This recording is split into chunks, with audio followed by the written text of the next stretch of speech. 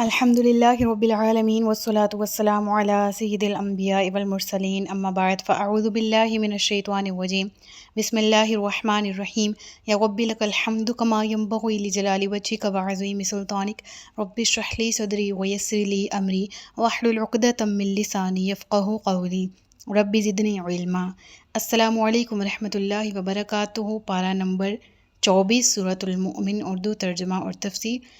گزشتہ اسباق میں ہم نے آیت نمبر 60 تک پڑھ لیا۔ آج کے سبق میں آیت نمبر 61 سے آغاز کیا جا رہا ہے، جس میں اللہ رب العزت ارشاد فرماتا ہے: اللہ الذی جعل لکم اللیل لتسکنوا فیہ والنہار مبصرا ان اللہ لذو فضل علی الناس ولکن اکثر الناس لا یشکرون۔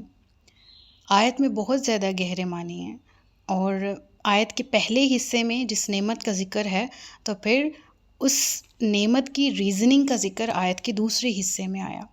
ذکر ہوا اللہ ہی ہے جس نے بنائی ہے تمہارے لیے رات تاکہ تم آرام کرو، اور اس نے دن کو روشن بنایا۔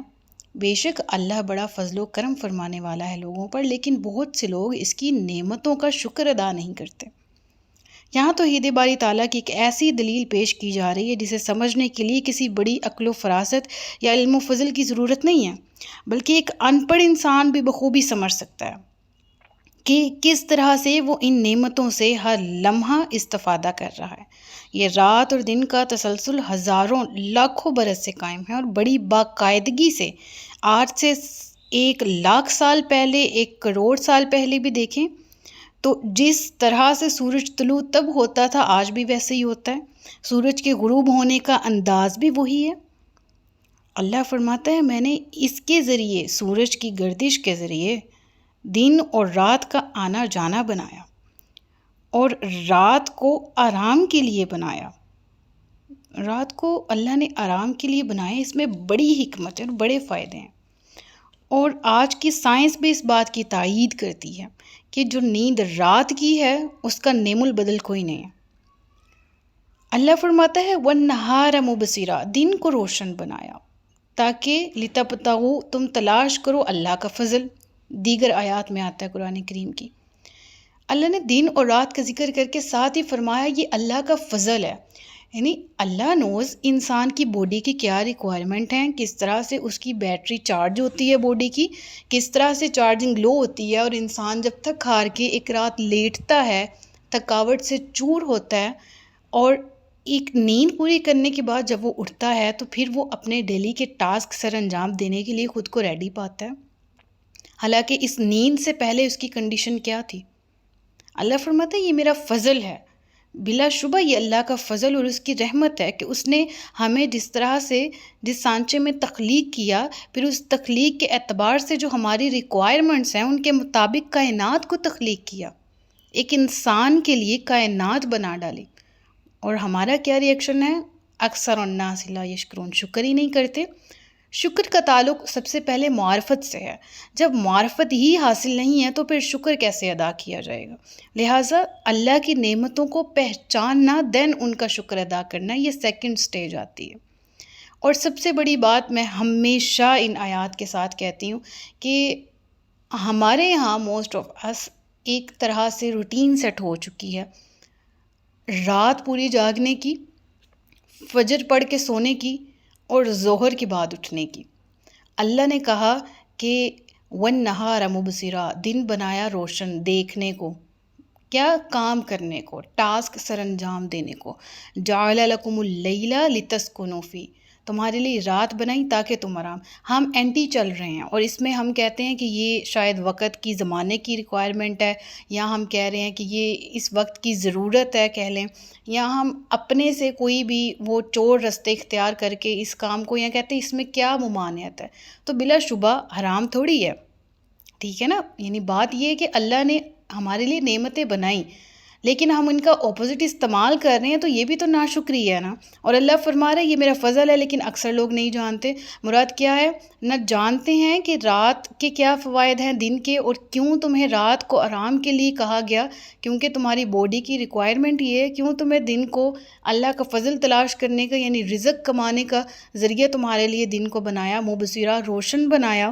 سورج نکل آتا ہے، دن کی روشنی ہوتی ہے، تاکہ تم ان کے اس روشنی کو اپنے یوزفل ذرائع میں استعمال کرتے ہوئے اپنے دن کے کام سر انجام دے سکو، لیکن تم ناشکری کرتے ہو۔ تو اول نعمت کی جو شکر گزاری ہے نا، وہ زبان سے بھی ہوتی، عمل سے بھی ہوتی، بالکل اسی طرح سے ناشکری بھی زبان سے بھی اور عمل سے بھی۔ یہاں عمل کی ناشکری مراد ہے کہ تم کر کیا رہے ہو اور تمہیں اس کا اندازہ ہی خود نہیں ہے۔ اللہ فرماتا ہے ذالکم اللہ ربکم خالق کل شیء۔ خالق کل شیء میں کتنی گہرائی ہے، یعنی تمہیں خالق نے پیدا کیا، تم مخلوق ہو، تمہاری خلقت کے اعتبار سے جو ریکوائرمنٹس ہیں قدرت نے وہاں تمہیں مارا نہیں ہے۔ یعنی تمہیں یہ چاہیے تھا لیکن قدرت میں یہ میسر نہیں ملا، تمہیں آکسیجن چاہیے تھی لیکن ہوا میں آکسیجن کی مقدار کم ہے۔ نہیں، ایسا تو بالکل نہیں ہے۔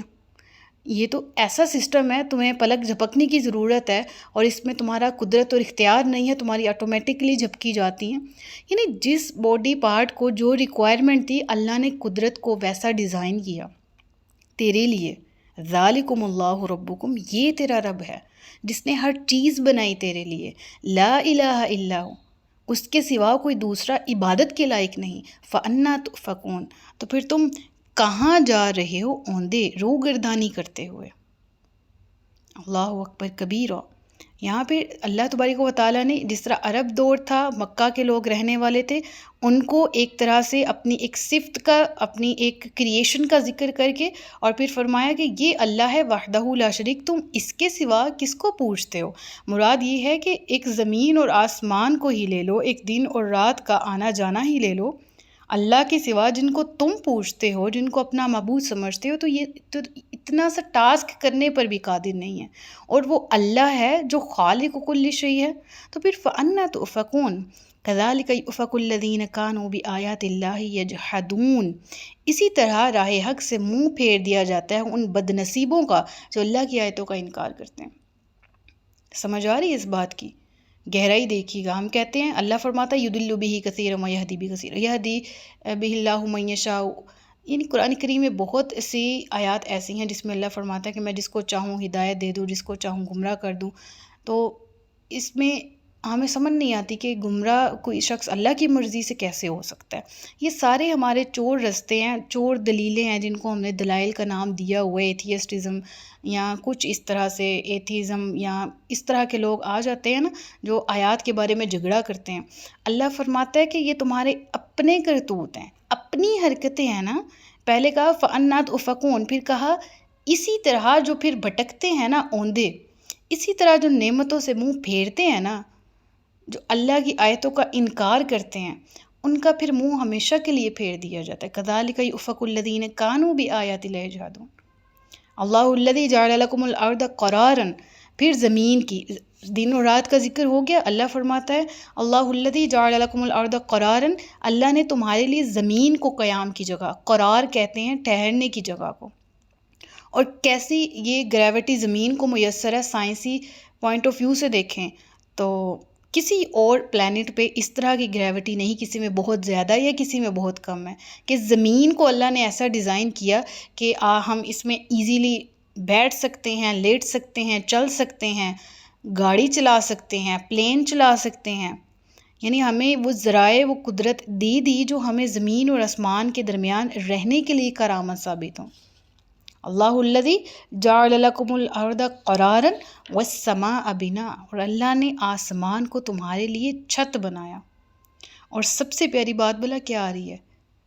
وصورکم، اور اس سے پیاری بات فاحسن صورکم، اور پھر اس سے بہت زیادہ پیاری بات ورزقکم من الطیبات، اور پھر ذکر ہوا سبحان اللہ ذالکم اللہ ربکم، اللہ اکبر کبیرہ۔ بہت پیاری آیت ہے، سبحان اللہ۔ اللہ فرماتا ہے کہ دن اور رات کا آنا جانا، اس کے بعد زمین اور آسمان کی پیدائش کا ذکر کر کے فرمایا اللہ نے تمہاری صورت کری کی، تمہیں حسین بنایا۔ کتنی پیاری بات ہے، یعنی ذکر کیا کہ تمہاری صورت بنائی، پھر فَأَحْسَنَ صُوَرَكُمْ، اور پھر ساتھ ذکر کیا کہ حسین تخلیق، حسین صورتیں بنائی تمہاری، اور پھر کھانے کے لیے تمہیں پاکیزہ چیزیں عطا فرمائی۔ یہ تمہارا رب ہے اللہ۔ تو فتبارک اللہ رب العالمین، بڑی برکت والا ہے اللہ جو تمام جہانوں کا پروردگار ہے۔ تو یہاں حسن سے مراد یہ ہے کہ تمہیں قامت بالا بخشی، اور تمہارے موزوں اور مناسب اعضائے بدنی تمہیں عطا فرمائے، تمہارے خد و خال کو دلکش بنایا، تم ہر قسم کی صنعت و حرفت کے تقاضے پورے کر سکتے ہو، تمہیں کسب کمال کے لیے جسمانی، دماغی اور روحانی قوتیں عطا فرمائی، اور پھر ساتھ ہی ساتھ ایسا نہیں تمہیں پیدا فرمایا بلکہ پھر تمہارے زندگی میں، دنیا میں رہنے کے لیے تمہارے لیے جو چیزیں ضروری ہیں ان کو پیدا فرمایا، اور پھر تمہیں تو پیدا فرمایا ہی، لیکن تمہیں پیدا کرنے سے پہلے ہی تمہارے لیے اپنی رنگا رنگ نعمتوں کا ایک دسترخوان بچھایا۔ یہ نعمتیں صرف تمہاری غذائی ضرورتوں کو پورا نہیں کرتی بلکہ تمہارے ذوق لطیف کی تسکین کا باعث بھی بنتی ہیں۔ غذائیت اور ذائقہ دونوں سے مالا مال ہے، وہ تمہارے جسم کی ضروریات کو بھی پورا کرتی ہیں اور تمہیں ایک اچھا ذائقہ بھی ملتا ہے۔ وہ ہے جو تمہیں یہ رزق دیتا ہے، اور بڑی برکت والا ہے وہ جو رب العالمین ہے۔ پھر اللہ فرماتا ہے وہی زندہ ہے، اس کے سوا کوئی معبود نہیں، تو اس کی عبادت کرو خالص اسی کے بندے ہو کر۔ الحمدللہ رب العالمین، تمام تعریفیں اللہ کے لیے جو سارے جہانوں کا رب ہے۔ قل انی نہیت ان اعبد الذین تدعون من دون اللہ لما جاءنی البینات من ربی وامرت ان اسلم لرب العالمین، تم فرماؤ مجھے منع کیا گیا ہے کہ ان کی عبادت کروں جنہیں تم اللہ کے سوا پوچھتے ہو، جبکہ میرے پاس میرے رب کی طرف سے روشن دلیلیں آئی ہیں، اور مجھے حکم ہے کہ رب العالمین کے حضور گردن رکھوں، یعنی سر جھکا دوں، اسلام دین پر ہی کاربند رہوں۔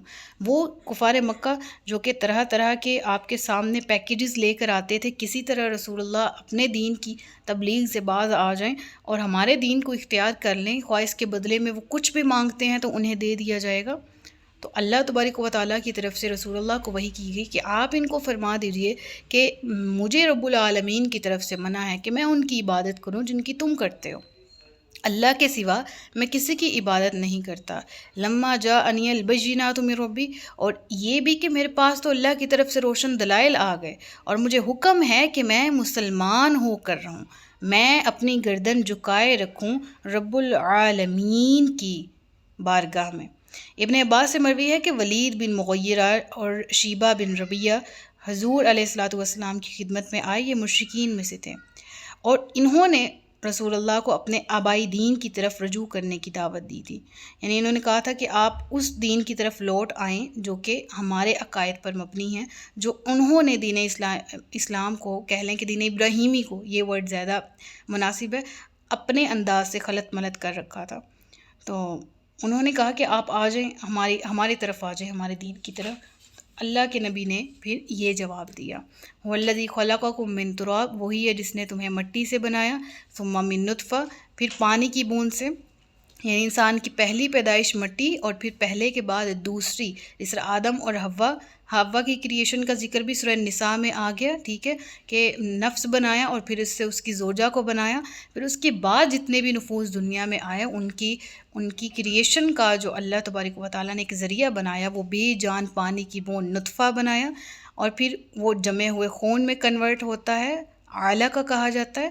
پھر اللہ فرماتا ہے ثم یخرجکم طفلا، پھر تمہیں ایک بچے کی صورت میں وہ نکالتا ہے، کہاں سے؟ رحم مادر سے، تم ماں کے پیٹ سے اس دنیا میں ایک بچے کی صورت میں آتے ہو۔